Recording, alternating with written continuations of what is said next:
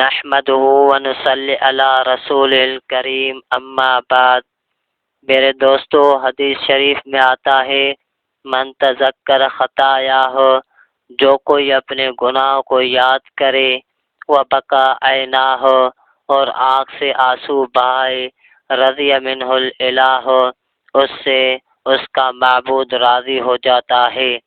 دوسری حدیث میں آتا ہے کہ قیامت کے دن ایک آدمی اپنے گناہوں پر نادم ہوگا، مگر اس کی سفارش کرنے والا کوئی نہ ہوگا۔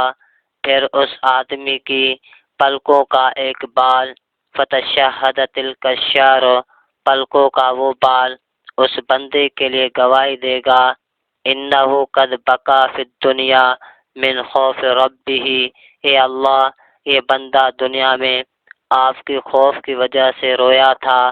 فیغفر لہ وینادی مناد، اس کی بخشش کر دی جائے گی، اور ایک اعلان کرنے والا فرشتہ یہ اعلان کرے گا کہ اے لوگو، ھذا عتیق اللہ بشارہ، یہ وہ بندہ ہے جس کے پلکوں کے ایک بال کی گواہی کو قبول کر کے اللہ تعالیٰ نے اسے جہنم کی آگ سے بری کر دیا۔ میرے دوستو، اپنے لیے بخشش کا بہانہ ڈھونڈو، ورنہ قیامت کے دن ہر ایک انسان نفسی نفسی کہے گا۔ اللہ تعالیٰ سے دعا ہے عمل کرنے کی توفیق عطا فرمائے۔ وما توفیقی الا باللہ۔